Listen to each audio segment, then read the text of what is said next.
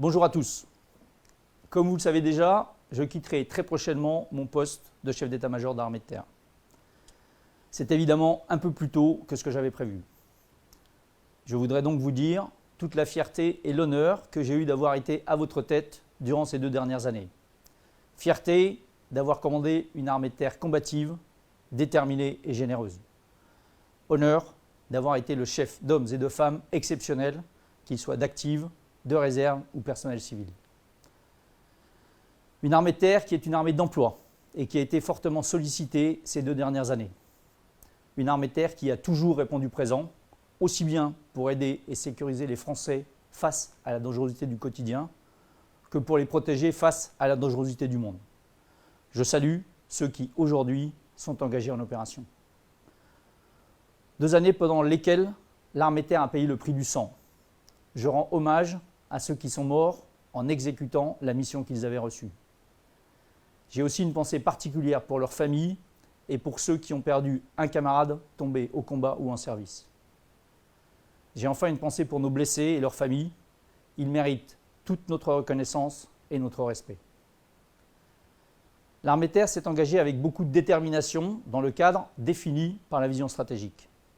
Tout en poursuivant la modernisation initiée par Scorpion, l'armée de terre se reprépare donc à un engagement majeur.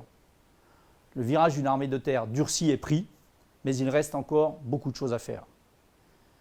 Des projets nouveaux comme l'intégration d'unités robotisées, la prise en compte de l'intelligence artificielle ou encore le renforcement de la communauté armée de terre vont être développés afin de conserver un temps d'avance face aux défis à venir. Pour terminer, je m'adresserai plus spécialement à tous les chefs de l'armée de terre qui forment la chaîne de commandement qui va du caporal au général. La force de l'armée de terre réside d'abord dans ses chefs et dans sa chaîne de commandement.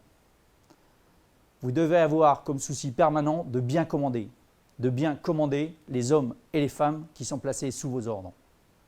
Ils sont notre bien le plus précieux, ils sont votre bien le plus précieux. Commandez-les comme vous aimez être commandé, avec bienveillance, mais aussi avec beaucoup d'exigence. Exigence, car notre métier, le métier des armes, ne permet ni l'approximation, ni l'à peu près. Continuez enfin à vous entraîner et à entraîner les hommes et les femmes placés sous votre responsabilité, durement et sans concession. Le général Schill a été désigné pour me succéder. Il a toute ma confiance pour conduire l'armée de terre vers de nouveaux succès. Et je suis sûr qu'il pourra compter sur votre implication sans faille au service de la France. Merci à tous pour ce que vous avez fait. Merci à tous pour ce que vous faites.